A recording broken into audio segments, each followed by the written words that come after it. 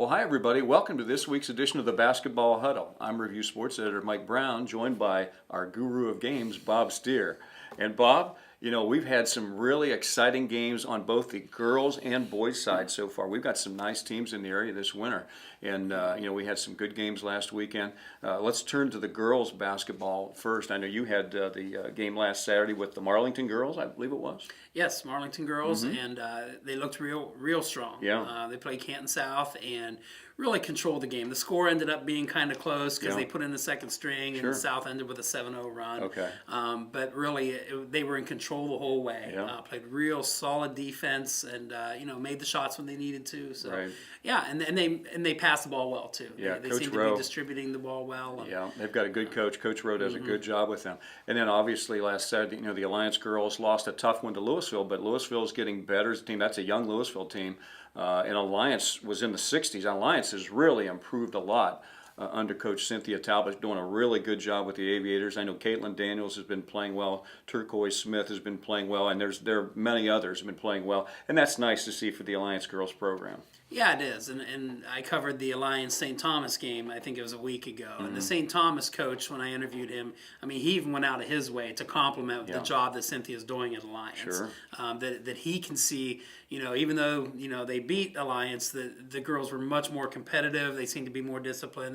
They were playing better basketball than he's seen in previous years. Sure. So she really is. And it's a process. It is it's a not process. going to happen overnight. Right, So, but they've made great strides. They really really have. They really Yes. have. And then obviously our girls' powerhouse in the area, the West Branch girls, ranked 9th in the state this week in the latest poll that came out today. And they're 11-1 in the season, and they just dismantled the arch rival Salem Quakers. I was really surprised it was that one. Usually in a rivalry game, West Branch would have been a heavy favorite, but that was a dismantling that happened where they held, I believe Salem's top scorer had 4 points in the game, and Salem's got a good girls basketball team this year, so that's a good win for the Lady Warriors. Yeah, that was ridiculous. I think they held Salem to 4 points in the first half. It was like 34-4 or something like that at halftime, which is, like you say, in a rivalry game, you just don't expect that. Right. So they really came out on a mission, came out sharp, and I think they showed how good they're capable of playing. Because Salem has looked really good in some of the previous games. And they've got great tradition. And they both have great tradition. And obviously,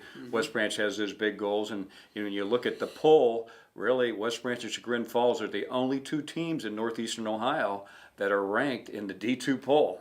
So, it looks, everything is shaking out well for the Lady Warriors. Obviously, Akron St. Vincent St. Mary has a talented young team. They lost a lot of players from last year, but it's going to be fun to see how that plays out come tournament time this year. Yes, it will. It really will. They clearly are on a mission. Yeah. To make it as far as they did last year and come up just short. Yeah.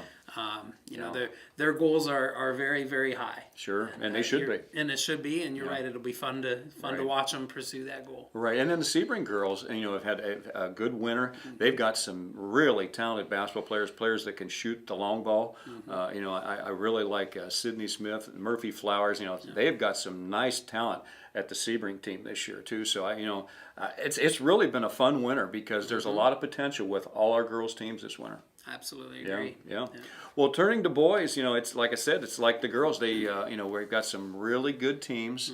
I'll be anxious to see how things go when we get to the tournament trail. But Alliance is coming off a tough loss, but to a really good Louisville team on Tuesday night. Drew Noble, the big center for Louisville, continues to have a great season, and Alliance has made a lot of strides. They had been on a winning streak until they lost to Louisville, and Coach Kakura does a great job with the Aviators, I think. Yes, he does, and you can say the same thing. Even though Coach Kakura has had so much success, it's still a process when you lose as many players as starters as he lost. Yeah. And, it's still a process of developing those younger players. Yeah. And he's doing the best he can with the kids, and he has talent. There's no question, but it's still raw talent. And but you can see as the season has progressed how it's developing. Yeah, he's really doing a good job in developing that talent. And, this will definitely be a completely different team by the end of the year than what we saw at the beginning I of the year. agree with that. In fact, already they've made great strides. And then Marlington, Marlington started out the season. I really think they've got a lot of talent because Nick Evanich plays like 9 and 10 guys a game. And they've hit a little bump in the road here. They're coming off 2 straight losses. And, you covered their game against Canton South Tuesday night. Talk about that a little bit. Yeah, it was, it was a real competitive game right up till about early to mid through the fourth quarter, and South went on a run, to pull away. But with Marlington right now, and Coach Evanish, and talking to him after the game, he just shook his head and said, we just can't make a shot inside the arc. Yeah. I mean, they were 11 of 24 beyond the arc, 14 of 44 inside, where you're closer and you expect to have a higher percentage. Right. And, you have to give South some credit. I mean, there were a lot of contested shots. And even the week before when I covered West Branch and Canton South, Coach Celaroli said, that South team is much better than their record. Because they had the same record as West Branch at the time and beat them by 21 points. So they're much better than their record. They had some non-conference losses, and I would say the same thing. They are a very good squad, and you have to give them some credit for what happened in Marlington. But it's just kind of a head scratcher. They're just, sometimes the ball just doesn't go through. Yeah, and I think, I think they'll get that corrected sooner or later because they have so much talent. And I think when we look back on the regular season, I think when it's all said and done, Marlington's going to have the good record at season's end, and I think they're going to be one of the better, more qualitative teams for our area going into the tournament. So I have no doubt that they're going to get that ship righted in quickly because they have too much talent not to. I agree. And then obviously 2 other games. The West Branch Warriors are coming off a win over arch rival Salem on Tuesday night, and Miter's been playing well all year. Had a big game for the Warriors, and I know that's you've been to a lot of Salem West Branch games over the years. It's always fun, not just for the game, but for the atmosphere between the two communities. So because it is so spirited when they play. Oh, absolutely! It was a huge win for West Branch, and part of that also is you looked a couple games before. I mean, they really struggled against Canton South. Yes. Then the next night they played Steubenville, who's very good. Yeah. And actually, West Branch played pretty well against Steubenville. Yeah. They played much better, I think, than they did the night before against South. Right. But they still were lost. So it still was a loss. So they were coming off a couple tough losses going into a rivalry game. Yeah. So obviously they circled the wagons well and came out. They've got some talent on that team. They do. I mean, Thomas is a good player. Ryder's a good player. Yeah. They've got several they're good basketball players. So, right. Yeah. I can see them putting a run together. I don't know if they're the top of the NBC, but I can see them putting together some more wins this year and having a successful season. I think they got a shot for a winning season. I think that would be making some great strides with that program. And then obviously I was treated Tuesday night. I covered the Sebring-McDonald game. And I tell you what, the Sebring Trojans have a very good boys basketball team. The Trojans are 8-3 now, and they dumped the McDonald Blue Devils, who had been rolling everybody. McDonald lost its season opener to Girard, who's a bigger school, but they had just been rolling everybody in the Inter-Tri-County League. And then they went into Sebring on Tuesday night, and Sebring had some great performance. Robbie Rouse, I love to watch this kid play. He's great. Got a really nice soft touch inside, really good shot, creates his own shot. Josh Muda had a good game. All the Trojans had a really good game Tuesday night, and they knocked off the McDonald Blue Devils. And I tell you what, that place was going crazy in Sebring's gym Tuesday night. It was a lot of fun. And you talk about Sebring, too, that great tradition in boys basketball. Absolutely. The thing with Sebring, I mean, you could say for years, I would say almost for decades, their program had a swagger about them. Oh, yeah. I mean, they definitely had a quiet swagger confidence. about them. Absolutely. And over the last few years, it seemed like a little bit of that was missing. I mean, they still had good teams, but I think a little bit of that swagger is missing.